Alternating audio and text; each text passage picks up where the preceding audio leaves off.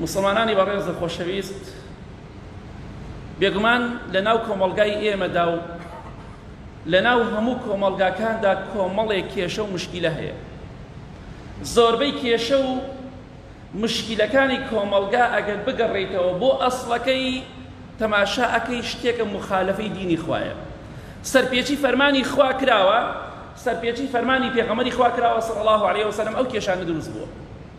زۆربەی کێشە کۆمەڵایەتەکان بگەڕێیتەوە بۆ ڕاستیەکەی تەماشا ئەکەی دژی دینی خوایە، مخالفەی دینی خوایە. پێمان خۆش بوو بچینە خزمەت چەند خاڵێک بۆ ئەوەی ئینشاڵڵا هەموو لایەکمان سوودی لێ وەرگرین. ڕوو دەکەمە هەموو باوکێک، ڕوو دەکەمە هەموو برایەک کە کچیان هەیە یا خوشکیان هەیە بە شووی ئەدەن. کچەکەتان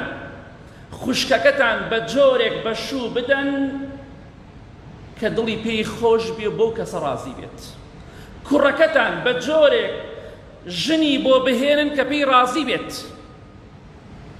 سوێن بەخوا زۆربەی ئەو کەسانی کە ژنیان هێناوە ئێستا و پێشتریش و لەمە لایش زۆربەی بە شەڕ و ئاژاوە ژن دێنن. ئەوەی کە لە مێشکی باوکایە ئەبێ هەر ئەوە بسەپێت، غەڵەت بێ حەق بێ، نە هەر قسەکەی من تاوە باوکە، بەڵام بەڕاستی بەداخەوە بە هەموو جۆرە دژی کچ و خوشکەکەی خۆی دەوەستێت، دژی کچەکەی خۆی کوڕەکەی هەمووی دەوەستێت بەداخەوە.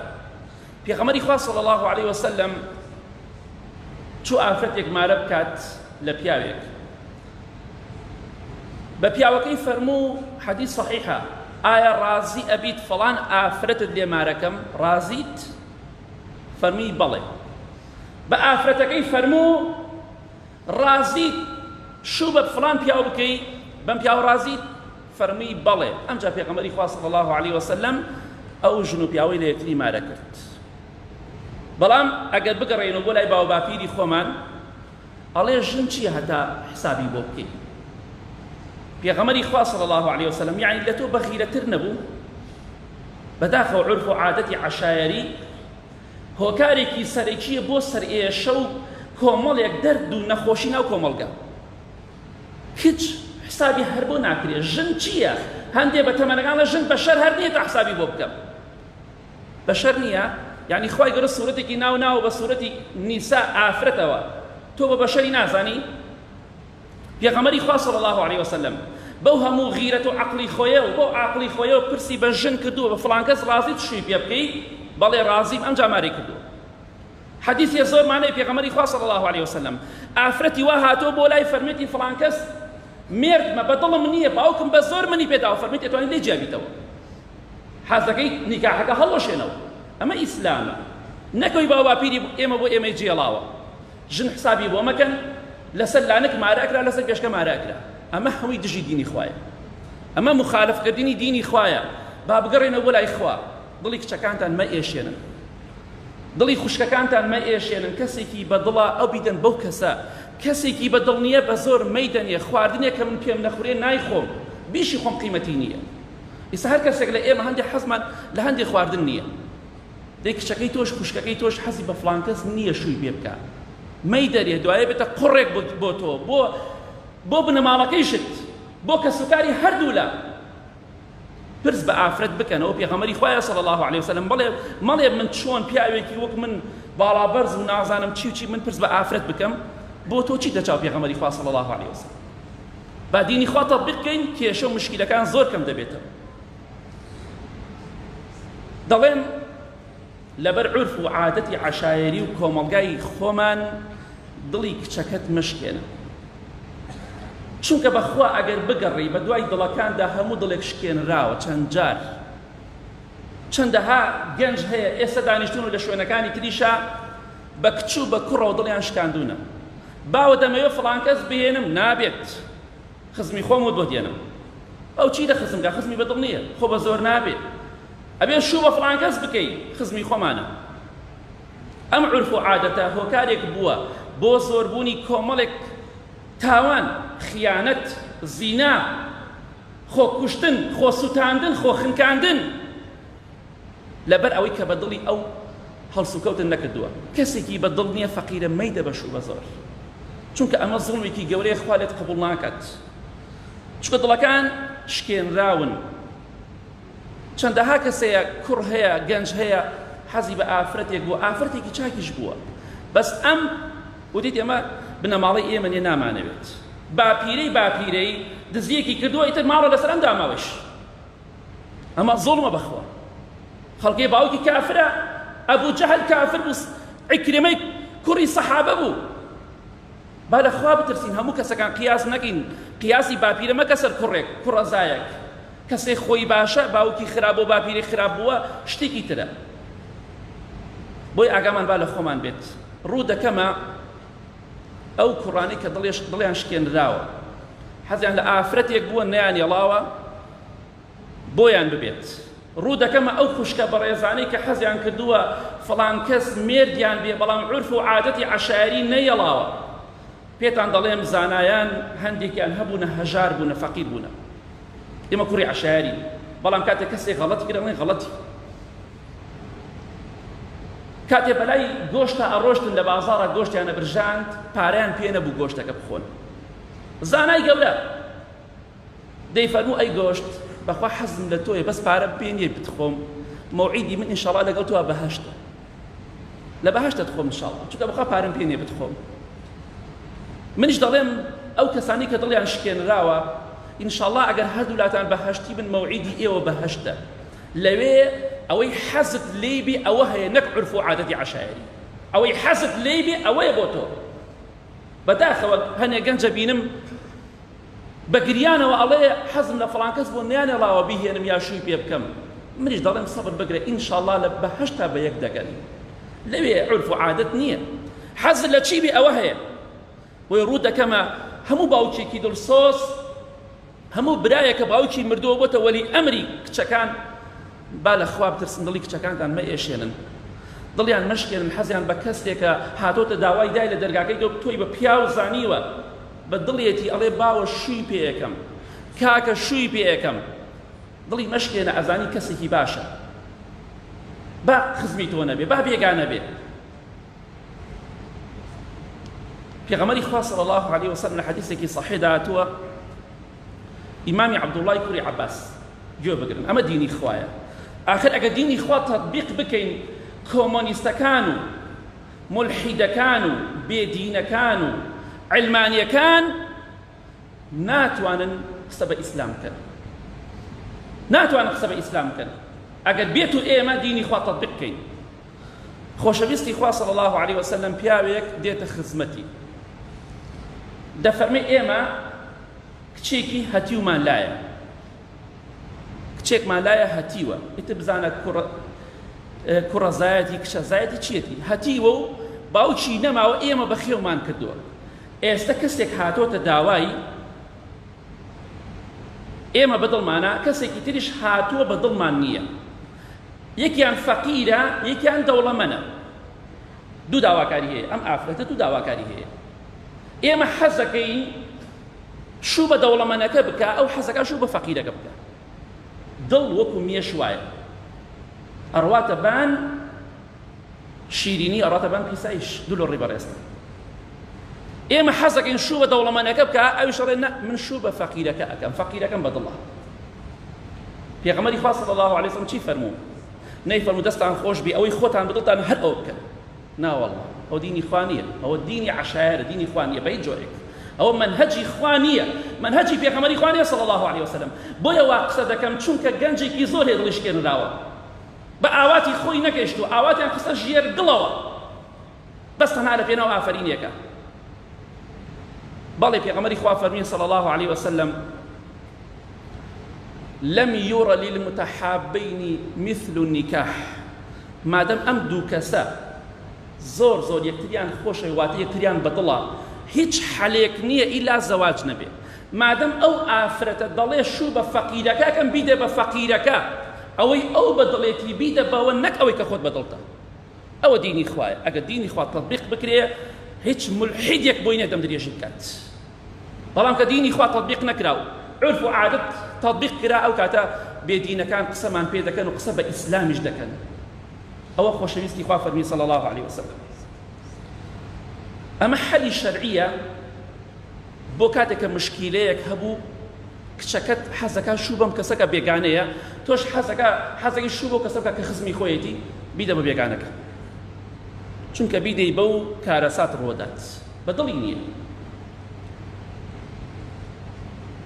بەڵێ ئەو دەڵێ کچەکەی تۆ بۆی ئەم شتانە باس دەکە بۆی ئاگدار بین کچەکەی خۆت بپارێزە هەندێک کەسە بینی کچەکەی حڕ کردووە ژنەکەی حڕ کردووە خوشکەکەی حڕ کردووە بە کەیفی خۆی ئازادە چیەکە چی ناکە بەڵام کاتێکی کە قەزەیەک ڕۆدا و کێشەیەک ڕۆدا ئەمجا غیرەتەی گرێ ئەی کوژم نام نەبی کوژە و نەبەرەڵاشی کە بەڵام شتێک هەیە هەندێ ئافرەت هەیە هەندێ پیاو هەیە عاشق بوونە حەلیان چییە کچەکەی تۆ شیرینی کچی تۆ ئەڵێ بەس فەرهادم ئەوێ لەیلای کچی تۆ هەر دەڵێ مەجنونم دەوێت کوردوەتەنی تیرەکە لێی داوە عاشق بووە حەلی چییە حەلیەوە بیکوژین نەخێر وە قەتڵە لە بین دوو حاڵەتای پێغەمبەری خوا فەرمی صلی الله عليه وسلم ئەگەر دوو کەس خۆشەویستی یەک بن بۆ یەکتری توابێتنەوە حەلی نییە ئیلا زەواج نەبێت تۆ شەڵی حەلی نییە ئیلا کوشتن نەبێت ئەمە شەرعی خۆ ئاوا لەگەڵ تۆ زۆر جیاوازە حەیات بچێ باشە خەڵکی پێت بزانێ کچەکەت خۆی بکوژێ خۆی بسووتێنێ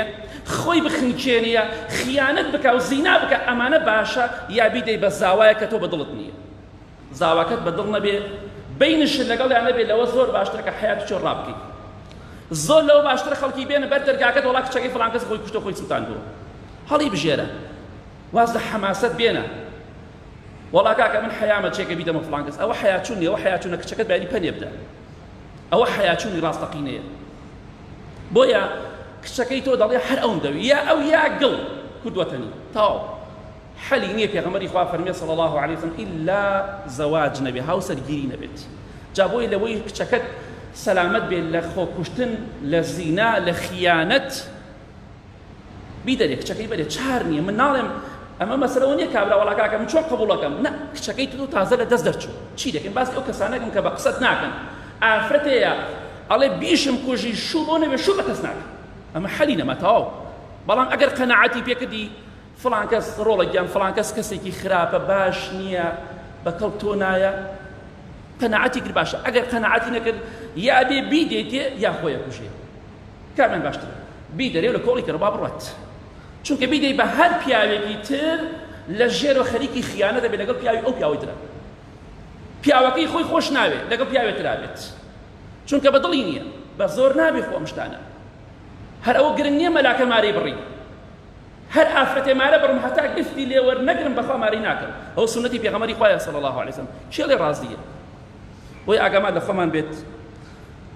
با خۆیان نەسووتێنن با خۆیان نەکوژن با خۆیان نەخنکێنن دڵی کچەکەت بئێشێنی کچەکەت خۆی بکوژی هەتا مردن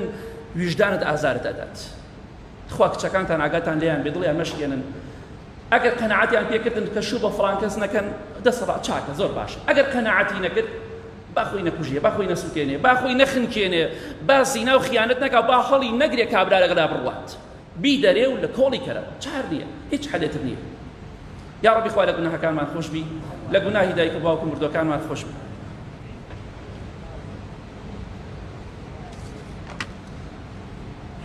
الحمد لله والصلاة والسلام على رسول الله وعلى آله وصحبه ومن والاه خۆشەویستان هاوسەرگیری بە زۆر نابێت ژن بە شودان بە زۆر نابێت هێنانی ژن بۆ کوڕ بە زۆر نابێت ئیمامی عومەری کوڕی خەتاب ڕەزای خوای لێ بێ دەفەرمێ مناڵەکانتان کاتێک کە بالغ بوون بیاندەن بە شوو ژنیان بۆ بهێنن بۆ ئەوەی تاوانی ئەوان هەڵمەگرن کچەکەت کاتێک کە بالغە بێ ئەگەر ئەزانی بە کەڵکی ماڵداری دێ بە کەڵک دێ بۆ شووکردن بیدە بە شوو کوڕەکەت ئەزانی بە کەڵکی ژنهێنان دێ ژنی بۆ بێرە ئەگەر حەزی لێی بوو بەڵام بە عەقڵی خۆت ژنی بۆ مێنە خۆی حەزی لە کەسێکە حەزەکە ئەو کەسە بێنێ هەزارەها کەسمان بینی ماڵەکەی بنەماڵە یەکتریان بەدڵ بوو دوای جیابوونەوە یەکتریشان بەدڵ بوو مەرج نییە جاری واشەیە یەکەم جار کابرا ڕازی نەبوو دیت بەخوا فڵان کەس کچەکەی خۆمی نادەمێت بەدڵی نەبوو دوای دایەتی پێ وسێکە شازی پیاویش بەڵام کە ئەو کەسە بینی کچەکەی خۆی بە دڵی نایە بە دڵی نەبوو دوای دایەتی پێ وسێکە شازی پیاویش بەڵام مەرجنی ئەوەی تۆ عەقڵت نەیبڕیتەوە ئەوە حەق بێ، جارێ وایە حەقی جارێ وایە ناحەقی. بۆیە کچەکانتان بدەن بە شوو، خوشکەکانتان بدەن بە شوو، تاوانی ئەوان هەڵمەگرن. ڕوو دەکەمە هەموو دایکێکی بەڕێز، چونکە نهێنی منداڵ تەنها لای دایکە، لای باوک نییە. ڕوو دەکەمە ئێوە دەڵێن بەڕێزم، تۆ هەرچی شتێک هەیە دەربارەی ئەم ئافرەتە لە باوکی کچەکەی مەشار، کە شارتەوە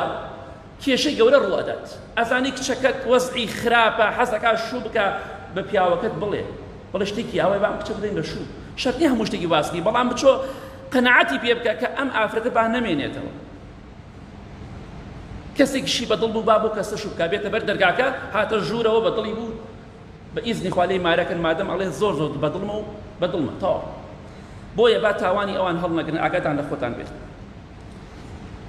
بەخوا ئەم عورف و عادەتەی کە باوباپیری ئێمە بۆ ئێمەیان جێڵاوە هەتا ئێستش هەندێک جار ماوە،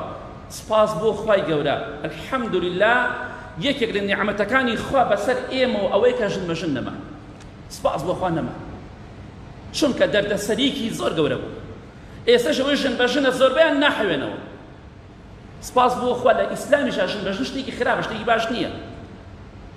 بەڵام مەبەسمان چێت الحەمدولله ئەو نیعمەتێکی خوایە کە ئەو عورف و عادەتە نەما، سپاس بۆ خوا نەما. من 20 ساڵیشە بێژن بەژنم نەبیست بوو، هەر نەبیست بوو. الحەمدولله نەما، سپاس بۆ خوا سقوتی کرد، کۆتایی پێ هات. ئەم عورف و عادەتە خراپەی کە ناو ئێمەدا هەبووە، دڵی کچەکان و کوڕەکانمان شکاندووە، لەبەر خاتری ئەوەی باوکم وایوت باپیرەم وایوت، ئەم زوڵمە هۆکارێک بۆ زۆربوونی خۆکوشتن و خیانەتکردن،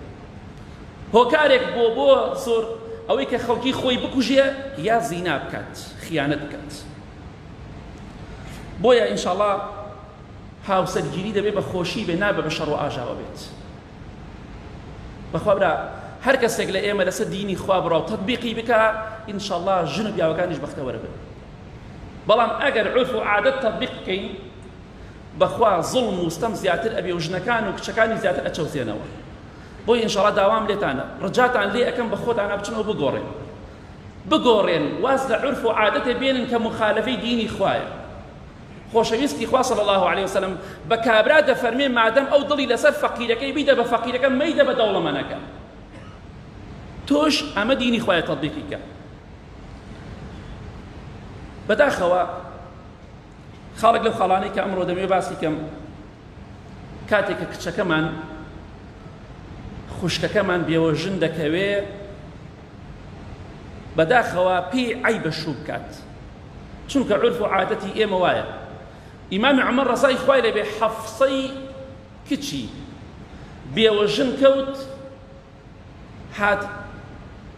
یەخەی سەحابەکانی کرد، بە ئیمامی ئەبوبەکری فەرموو کچەکەم بێوە ژنە وەرە مارەی کرد،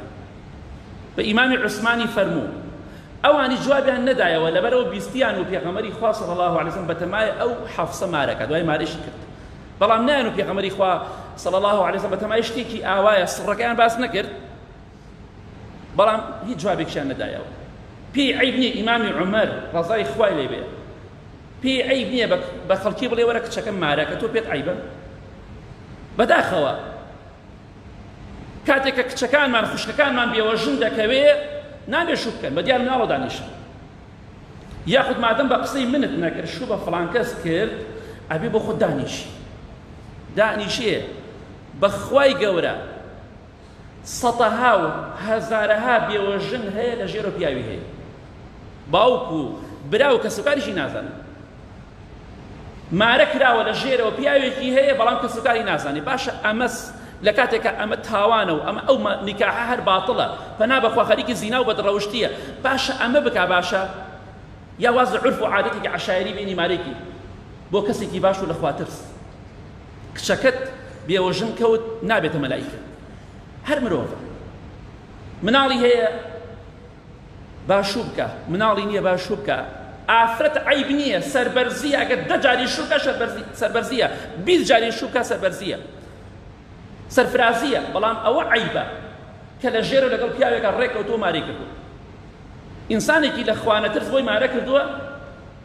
لە ژێرەوە لەگەڵیدایە، باوکیشی وازانێ کچەکەی بێوە ژنە، کاکەشم وازانێ خوشکەکەی بێوەژنە بەڵام خوشکەکەی مێردیەیە کچەکەی مێردیەیە پەنا بەخوای گەورە ئەمە زۆر چەند جار ئافرەت تەلەفۆنمان بۆکە ئەڵێ شوم کردۆ لە ژێرەوە کە سوکارم نازانێ هەندێک کوڕی شەیە کوڕ ئەوەندە زاڵمن ئەڵێ وەڵا نابێت دایکمان شوو بکە دایکی شوو بکە باشە یا لە ژێر لەگەڵ پیاوێکا بێ دایکت شوو بکە یا بە دڕۆژنی زینا بکە کامیان باشترە کاکە گیان لەخوا بترسن ئەم عورف و عادەتە زاڵمی واز لێبێنن کچەکەت باش شوو بکە لە ماڵ و دانێنیشێ پێغەمبەری خوا صلی الله علیه و سلم بە سەحابەیەکی فەرموو بە ئافرەتێ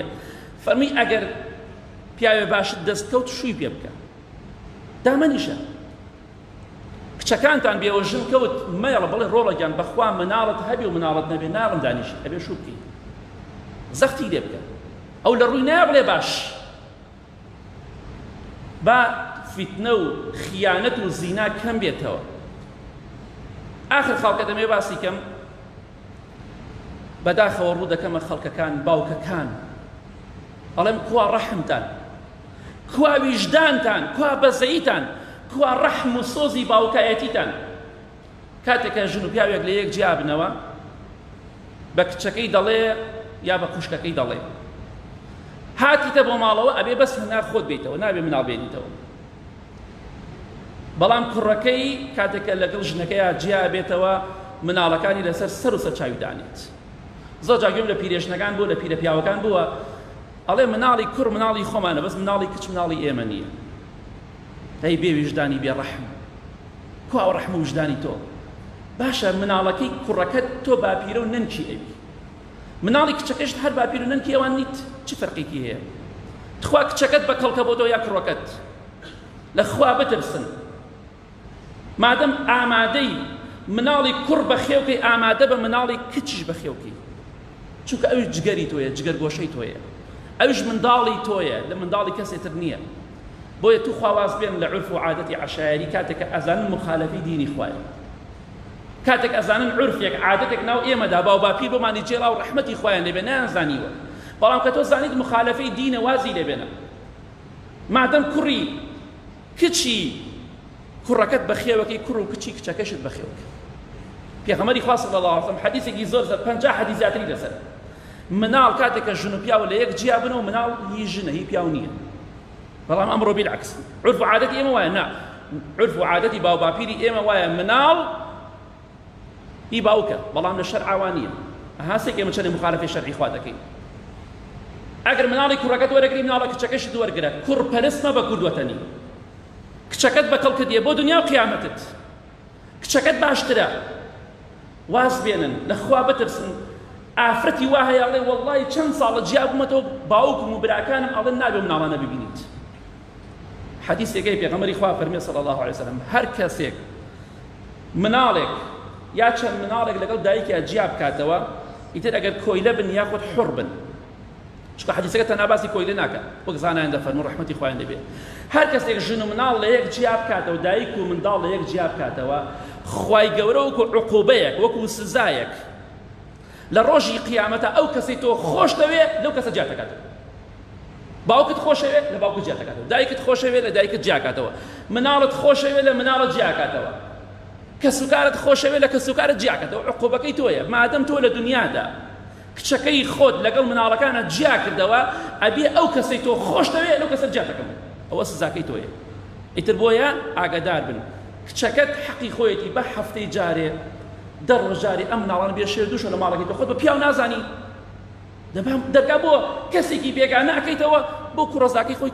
زاکەی خۆت نایکەیتەوە نازانم چی پیاوەتێکی تایە چی غیرەتێکی تایە چی ویژدان و ڕەحمێکی تایە با کچەکەت لە هەفتەیەکە بەلای کەم و ئەگەر کابراش لێی داگیر کرد با لە هەفتەیەکە شەوێک لەگەڵ مناڵەکانیە لە ماڵ تۆ بخەوێت تۆ باوکێکی میهرەبان بە بڵێ ڕۆڵەگیان هەر کاتێ مناڵەکان هات ماڵی خۆتە مناڵی خۆتە بۆ کوڕەکەم دەرگا لەسەر پشتە بۆ توش دەرگا لەسەر پشتە ئاوا باوکێکی چاک بە بزانە کۆمەلگا چەندێ خۆش دەبێت بەس کە ئێمە ئەوە زاڵم بین بێویژدان بین کۆمەلگا تێکە چیە جا لە کۆتاییدا دەڵێم تخوا با دینی خوا تەطبیق بکەین تخوا ئاگاتان لە کچەکان بێ ئەزانم زۆڵم لە کوڕەکان ناکەن زۆر جار بەڵام ئاگاتان لە کچەکان بێ و لە جگەرگۆشەی کچەکانتان لە زوڵمیان لێ مەکەن دڵیان مەشکێنن ماڵتان با ئاوا دەرگاتان لەسەر پشت بێ بۆ مناڵی ئەوانیش جگەری تۆن جگەرگۆشەی تۆن اللهم اغفر للمؤمنين والمؤمنات والمسلمين والمسلمات الأحياء منه والأموات من أهل السنة والجمعة والجماعة يا ربي خوايا شفاء نخوش كان من بدي بتعبتي أواني داوي دعاء خيان كدوا يا ربي خوايا هركسي كيشو مشكلة يا ربي خوايا بيان حلقي بيان آسانكي خوايا جان هدايات من بدي يا ربي خوايا هر عرف عادتك مخالفة شرعي تو يا خوايا نامان دريكي يا ربي خوايا كوم القامان باكيت ولا فسادي ولا خيانة ولا خرابكاري خوايا جان أو كساني كسيك يعني حزرية زواجي لقلاب كان بحلالي خوايا بنسيب يعني كدل يعني خوشكي آمين آمين آمين وصلى الله على محمد وآله وصحبه أجمعين.